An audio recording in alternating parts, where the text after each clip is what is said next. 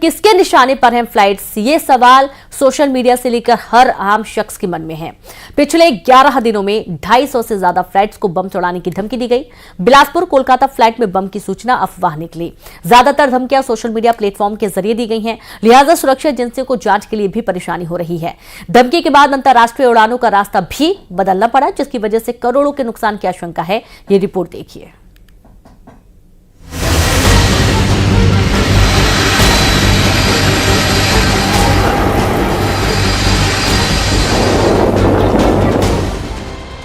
कभी लखनऊ और दिल्ली एयरपोर्ट से उड़ान भरने वाली फ्लाइट्स को बम से उड़ाने की धमकी, कभी मुंबई और कभी कानपुर एयरपोर्ट वाली उड़ान के लिए धमकी दी जा रही है।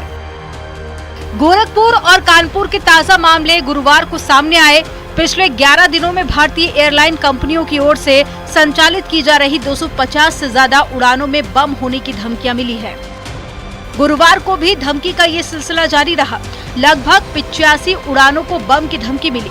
कानपुर में धमकी देने वाले ने ईमेल किया और इसकी भाषा से पुलिस और सुरक्षा एजेंसियां भी हैरत में पड़ गई। एयरपोर्ट और उसके आसपास सुरक्षा कड़ी कर दी गई। कानपुर के एयरपोर्ट को बम से उड़ाने का मेल मिलने के बाद से सीआईएसएफ के अधिकारी जहां एक और जांच में जुटे हैं, तो वहीं इसकी सूचना चकेरी पुलिस को दी गई और उसके बाद पुलिस के अधिकारियों ने इसका संज्ञान लिया। जहां एक और मुकदमा दर्ज कर लिया गया, तो वहीं उसके बाद से police, LIO, crime branch, cyber cell, cyber crime सारी टीमें एक साथ काम करने में लगी हुई हैं और ये पता लगाने का प्रयास कर रही है जिस जगह से ईमेल आया उस ऐप्स का भी पता लगाने में लगी। और ऐसे में 5 से ज्यादा टीम्स युद्ध स्तर पर जुटी हैं। अब जब जांच समाप्त होगी तब जाके पता चलेगा कि वास्तविकता थी क्या और मेल भेजने वाला कौन था, ये षड्यंत्र था या शरारत। जानकारी के मुताबिक कानपुर में सीआईएसएफ के सहायक कमांडेंट के पास में ईमेल आया। एटीएस समेत 70 लोगों को मेल भेजा गया। मामले में चकेरी थाने में तहरीर दी गई और पुलिस ने एफआईआर दर्ज कर ली, लेकिन धमकी वाले ईमेल की भाषा से हैरान रह गई। थाना चकेरी पे मुकदमा लिखा गया था और जिसमें सीआईएसएफ ने ये एक रिटर्न में दिया था कि उनको एक धमकी मिली है चकेरी एयरपोर्ट के लिए। उस सूचना पे एफआईआर पंजी की गई है चकेरी और मेरे द्वारा कंसर्निंग को हिदायत दी गई है कि इस पर जो है जो भी डिटेल है, जो भी साइबर से इसका है, उसमें तहकीकात करें और इसको तथ्यों का पता लगाएं और जो भी दोषी है उनके विरुद्ध सख्त कार्रवाई करें। धमकी के अधिकांश मामले अब तक सिर्फ अफवाह ही निकले हैं। अधिकतर धमकियां सोशल मीडिया प्लेटफॉर्म के जरिए दी गईं, जिसकी वजह से कुछ अंतर्राष्ट्रीय उड़ानों का रास्ता बदलना पड़ा। जानकार बताते हैं कि घरेलू या अंतर्राष्ट्रीय उड़ान में बाधा की वजह से औसतन करीब 3.5 करोड़ रुपए का नुकसान होता है। ऐसे में लगभग 600 करोड़ रुपए से अधिक के नुकसान की आशंका जताई जा रही है। 11 दिन में 250 उड़ानों को मिली धमकी। एयर इंडिया और इंडिगो की 13 उड़ानें, आकाशा, विस्तारा समेत अन्य 50 फ्लाइट्स। घरेलू उड़ान में व्यवधान, 1.5 करोड़ का नुकसान। अंतर्राष्ट्रीय उड़ान में बाधा, लगभग 5 करोड़ का घाटा। धमकी के चलते 600 करोड़ के नुकसान की आशंका। धमकी और उड़ानों पर पड़ने वाले असर को लेकर एक्सपर्ट अपने तरीके से बयां कर रहे हैं। नागर विमानन मंत्रालय इन सिलसिलेवार धमकियों के बाद जानकारी जुटा रहा है। सोशल मीडिया के जरिए मिलने वाली धमकियों पर उन कंपनियों से भी जानकारी साझा करने को कहा गया है। झूठी धमकियों के मामले में कड़े नियम कायदे भी लागू किए गए हैं। मसलन किसी ने झूठी धमकी दी तो उसे नो फ्लाई लिस्ट में डाल दिया जा सकता है। साथ ही सुरक्षा के लिए प्रोटोकॉल में बदलाव भी किया जा सकता है। बहरहाल सवाल ये है कि धमकी का ये सिलसिला टेक ऑफ तो हो चुका है, लेकिन लैंडिंग का इंतजार हर किसी को है। विमान की जांच पड़ताल करना, चाहे विमान के अंदर की बात करें, विमान की बाहर की बात करें, एयरपोर्ट के अंदर बाहर, जो उस वक्त में जो जांच पड़ताल की जो प्रक्रिया होती है, इस वजह से कई विमान जो हैं वो विलंब से उनका जो शेड्यूल जो है वो खराब हो रहा है। एक तरह से कह सकते हैं कि जिस तरह से अब केंद्र सरकार और उड्डयन मंत्रालय इस मामले को लेकर जिस तरह से कमेटी का गठन किया है, तो कहा जा सकता है कि इन तमाम मामलों पर विस्तार से पड़ताल की जा रही है और कहा जा सकता है कि आने वाले कुछ दिनों के दौरान में इस मामले पर कुछ बड़े एक्शन लिए जा सकते हैं। शंकर आनंद, न्यूज़ 18। मौत से किसी की यारी नहीं होती, कभी भी कहीं भी मौत आ सकती है। छिंदवाड़ा और रीवा में ऐसा ही कुछ हुआ है, जहां छिंदवाड़ा में एक शख्स की नाचते नाचते मौत हो गई तो रीवा में एक युवक की दोस्तों से बात करते करते जान चली गई। रिपोर्ट देखिए।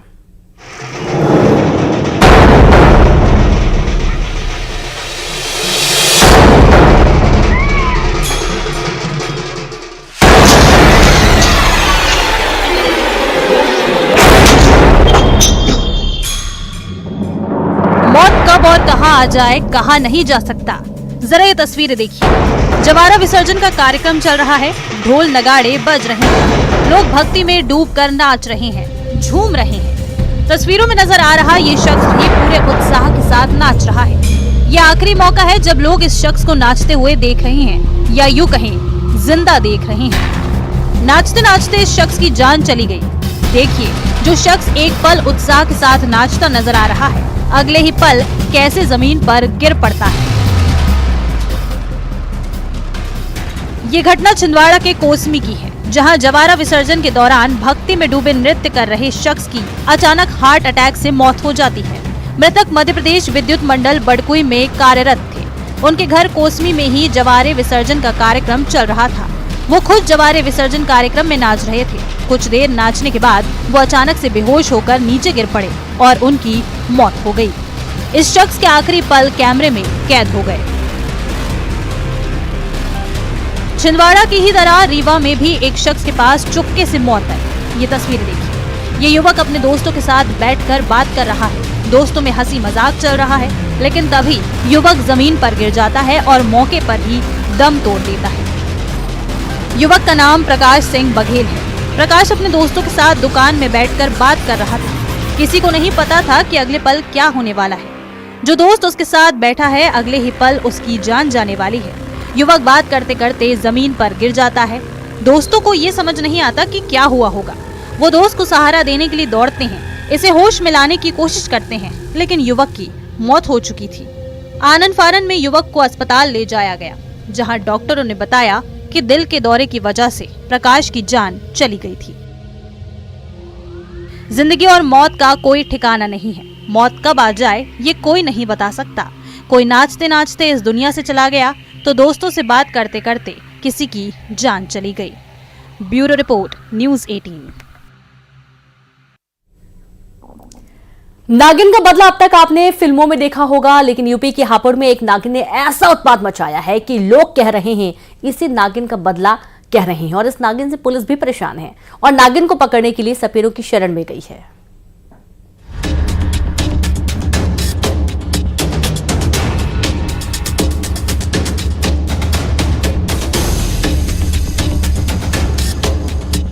पुलिस की मौजूदगी है।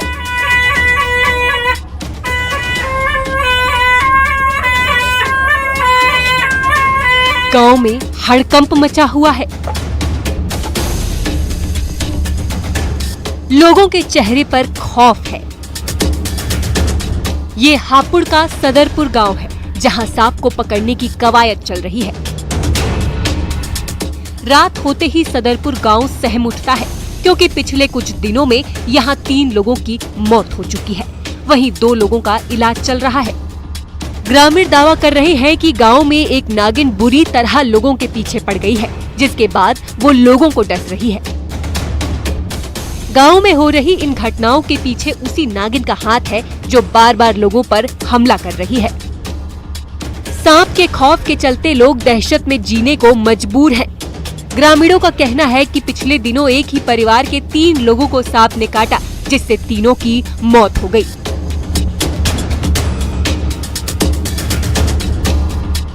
रविवार को नागिन ने घर में अपने बेटा बेटी के साथ सो रही मां को डस लिया था। वहीं सोमवार की रात सांप ने एक शख्स को डसा। घर वाले उसे समय रहते अस्पताल ले गए, जिससे उसकी जान बच गई। लेकिन दावा है कि अगले दिन उसकी पत्नी को भी सांप ने काट लिया। इसके बाद वन विभाग को सूचना दी गई। वन विभाग की टीम गांव में पहुंच गई। बाद में सपेरों को भी बुलाया गया।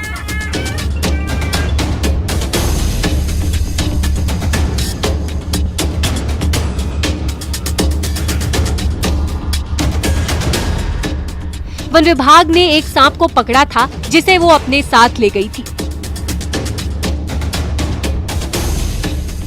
लेकिन ग्रामीण का कहना है कि करैत प्रजाति की नागिन है जो लोगों को अपना शिकार बना रही है। बच्चे और पूरा मोहल्ला सदमे में ज्यादा है, इसलिए मैं तो अपने बच्चों को अपनी बहन या अपने ससुराल भेजूंगा जरूर। बच्चे सो ही ना रहे, परेशान बहुत ज्यादा, डर रहे हैं। अच्छा, सांप तो कल पकड़ा था, क्या नाम है वन विभाग टीम में? वो दूसरा सांप था जी। अच्छा, वो तो बहुत छोटा सांप है जो उनसे मेरे गल में काटा, घरवाली के गल में। वन विभाग की टीम महज गांव से एक ही सांप पकड़ पाई है, जबकि जो सांप लोगों को डस रहा है वो करैत प्रजाति का सांप बताया जा रहा है, जो रात को घर में सोते समय लोगों को डसता है। सांप को पकड़ने के लिए वन विभाग की 5 टीमें गांव में मौजूद हैं, लेकिन सदरपुर के ग्रामीण दहशत में जी रहे हैं। सांप का डर है कि जाने का नाम नहीं ले रहा। हापुड़ से न्यूज़ 18 के लिए विपिन गिरी की रिपोर्ट। एमपी में ड्रग्स के खिलाफ लगातार कार्रवाई जारी है। इंदौर में 95 लाख की एमडी ड्रग्स पकड़ी गई है, तो इस बीच भोपाल ड्रग्स फैक्ट्री के मालिक को गिरफ्तार कर लिया गया। इससे पहले झाबुआ से 168 करोड़ की ड्रग्स की खेप पकड़ी गई थी। अब तक जो बात सामने आई है उसके मुताबिक एमपी में ड्रग्स की सप्लाई अलग अलग राज्यों को हो रही थी, और ऐसे में सवाल ये कि क्या एमपी ड्रग्स का कॉरिडोर बन गया है। ये रिपोर्ट देखिए।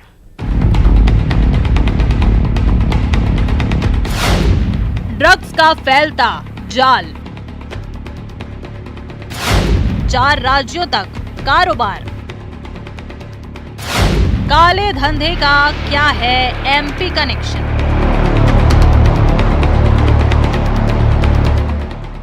भोपाल के बगरौदा इंडस्ट्रियल एरिया में बंद पड़ी फर्नीचर फैक्ट्री में अवैध रूप से एमडी ड्रग्स बनाने का खुलासा हुआ।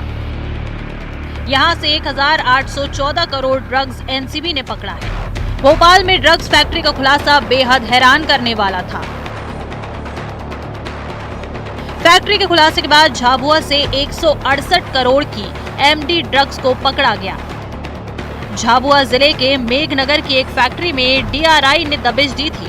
इस फैक्ट्री के तार भी भोपाल ड्रग्स फैक्ट्री से जुड़े मिले। अब पुलिस ने भोपाल ड्रग्स फैक्ट्री के मालिक जयदीप सिंह को गिरफ्तार कर लिया है। ड्रग्स फैक्ट्री के खुलासे के बाद से वो फरार चल रहा था। पुलिस ने जयदीप के फोन को सर्विलांस पर रखा था और आखिरकार जेके रोड के आवाज से वो पकड़ा गया। माना ये जा रहा है कि ड्रग्स फैक्ट्री मामले में वो अहम कड़ी जोड़ने में मदद करेगा। इस बीच इंदौर में पुलिस को बड़ी कामयाबी मिली है। पुलिस ने 95 लाख की एमडी ड्रग को पकड़ा है। आरोपी राजस्थान के झालावाड़ का रहने वाला है।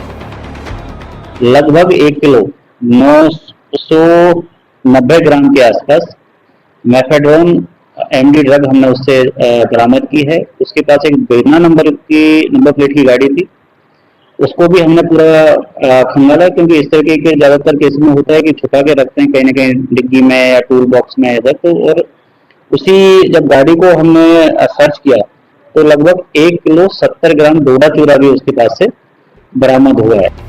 ड्रग्स तस्करों पर पुलिस शिकंजा कस रही है, लेकिन ज्यादातर मामलों में ये सामने आया है कि ड्रग्स की खेप को किसी दूसरे राज्य भेजा जा रहा था। ऐसे में सवाल ये है कि क्या तस्करों के लिए एमपी कॉरिडोर बन गया है, और अगर ऐसा है तो इसके पीछे 4 राज्यों की सीमा और अच्छी कनेक्टिविटी को वजह माना जा रहा है। मिनी मुंबई ड्रग्स तस्करों के निशाने पर है। राजस्थान के प्रतापगढ़ का एक बड़ा ड्रग्स तस्कर फारूक खान सराफा पुलिस के हत्थे चढ़ा है। कुछ दिन पहले 2 ड्रग्स तस्कर गिरफ्तार हुए थे। उनकी पूछताछ में फारूक का नाम सामने आया था। 95 लाख रुपए की एमडी ड्रग्स के साथ फारूक खान को गिरफ्तार किया है।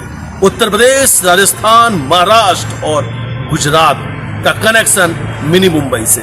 मिनी मुंबई रतलाम होते हुए ड्रग्स पहुंचता है। अगर राजस्थान से ड्रग्स आती है तो रतलाम मंदसौर होते हुए, अगर गुजरात से ड्रग्स आ रही है तो झाबुआ बड़वानी होते हुए, और अगर उत्तर प्रदेश और महाराष्ट्र को में अगर ड्रग्स की सप्लाई करना है तो उसके लिए भी इंदौर का जो रूट है ड्रग्स तस्करी से सबसे सेफ रूट मानते हैं। इसलिए मिनी मुंबई लगातार ड्रग्स तस्करों के निशाने पर है।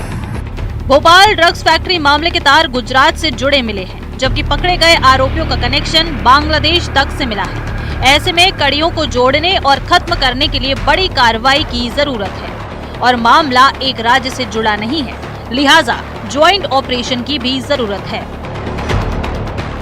Bureau report news 18। और इसी के साथ खबरों में फिलहाल इतना ही। नमस्कार।